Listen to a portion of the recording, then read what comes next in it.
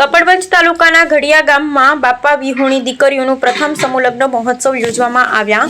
સમસ્ત ક્ષત્રિય સમાજ નવયુવા મંડળ ઘડિયા દ્વારા જયશ્રી સિકોતર ધામ ઘડિયા ગામ ખાતે 26/4/2026 દશમને રવિવારના દિવસે 26 દીકરીઓનું સમસ્ત ક્ષત્રિય સમાજ નવયુવા મંડળ ઘડિયા દ્વારા સિકોતર ધામ ઘડિયા દ્વારા સમૂહ લગ્નનું આયોજન કરવામાં આવ્યું હતું.